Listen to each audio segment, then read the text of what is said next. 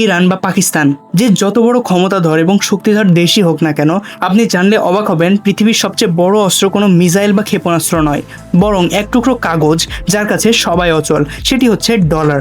কারণ ডলার না থাকলে মিসাইলও চলে না, ট্যাঙ্কও চলে না। প্রশ্ন হচ্ছে কিভাবে এই কাগজটা পৃথিবীর প্রতিটা দেশকে নিয়ন্ত্রণ করছে। আরও মজার ব্যাপার হলো কিছু কিছু মুদ্রার রেট ডলারের চেয়ে অনেক বেশি, তবুও তারা ডমিনেট করতে পারে না। তাহলে আসলে রহস্যটা কোথায়? কেন এত দশক পরেও ইউএস ডলার পৃথিবীর সবচেয়ে পাওয়ারফুল কারেন্সি হয়ে আছে?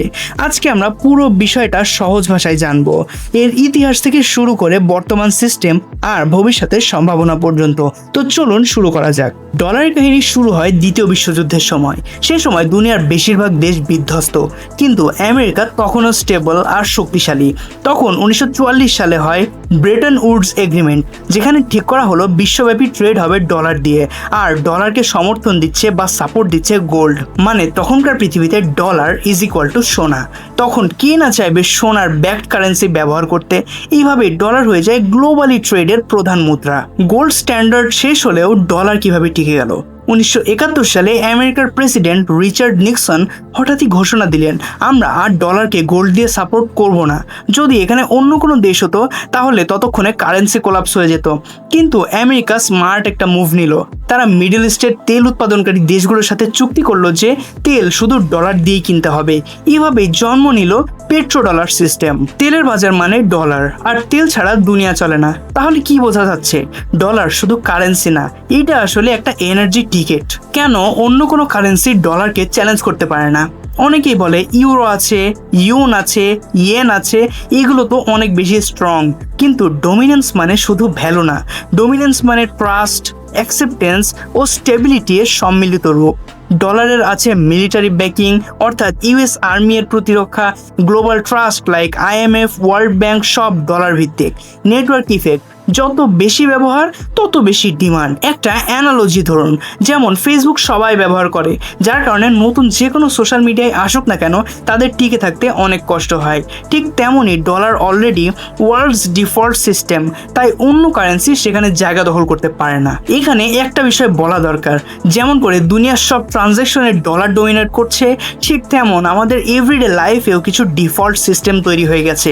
যেমন ধরুন, গ্যাজেট কিনতে গেলে সবার আগে আমরা এমন জায়গা খুঁজি যেখানে অথেন্টিক, রিজনেবল আর হ্যাসেল ফ্রি সবকিছু পাওয়া যায়। বাংলাদেশে আমার মতে ট্রাস্টেড সেই জায়গাটা হলো টেকবাডি।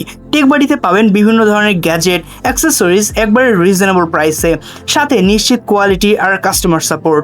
সাথে রয়েছে এক্সট্রিম লেভেলের আফটার সেলস সাপোর্ট। মানে এক কথায়, যেমন ডলার ছাড়া ট্রেড কল্পনা করা যায় না, টেকবাডি ছাড়া গ্যাজেট কেনাকাটা অনেকের কাছে অসম্পূর্ণ মনে হয়। পার্ট 4, কেন কিছু কারেন্সি ডলারের চেয়ে দামি তবুও পাওয়ারলেস।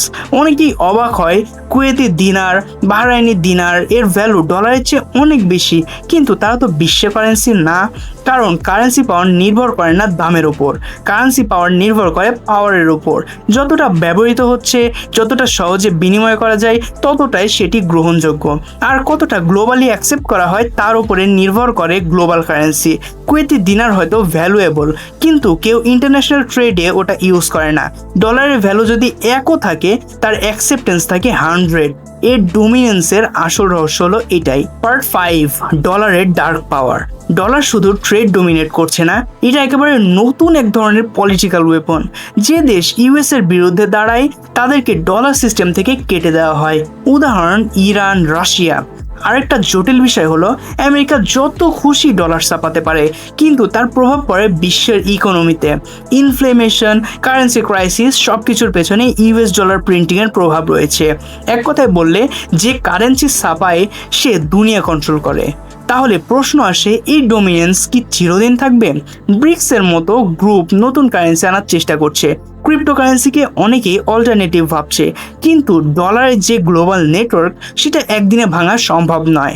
আজকের পৃথিবীতে ডলার শুধু এক টুকরো কাগজ নয়, আজকের পৃথিবীতে ডলার হলো একটি পাওয়ার সিস্টেম, এবং এই সিস্টেম বুঝতে পারলে আপনি গ্লোবাল পলিটিক্স, ট্রেড, এমনকি নিজের দেশের ইকোনমিক কন্ডিশন সবকিছু নতুন চোখে দেখতে পারবেন। ডলার হয়তো একদিন কোল্যাপস করবে, কিংবা হয়তো আরো শক্তিশালী হবে, কিন্তু যতদিন না আমরা অল্টারনেটিভ কোনো সিস্টেম তৈরি করতে পারছি, ততদিন এই পৃথিবী আসলে চলবে ইন গড উই ট্রাস্ট নয়, বরং ইন ডলার উই ট্রাস্ট। তো আজ এই পর্যন্তই। ভিডিওটা ভালো লাগলে অবশ্যই আপনার ফ্রেন্ডস অ্যান্ড ফ্যামিলির সাথে শেয়ার করবেন এবং অবশ্যই আমাদের টেলিগ্রামের যে গ্রুপটি রয়েছে এবং টেলিগ্রাম যে চ্যানেলটি রয়েছে সেটিতে জয়েন হয়ে নেবেন। যদি আপনি ফেসবুকে এই ভিডিওটি দেখে থাকেন তাহলে ফেসবুকের উপরের ক্যাপশনে দেওয়া লিঙ্কের থেকে জয়েন করতে পারেন। এছাড়া আপনি যদি ইউটিউবে দেখে থাকেন তাহলে পিন কমেন্ট এবং ডিসক্রিপশনে আমাদের টেলিগ্রাম চ্যানেলের লিঙ্ক পেয়ে যাবেন, সেখান থেকে জয়েন হয়ে নেবেন। সো আজ এই পর্যন্তই। সবাই ভালো থাকবেন, সুস্থ থাকবেন এবং মিস্টার নমস্টারের সাথেই থাকবেন। আল্লাহ হাফেজ।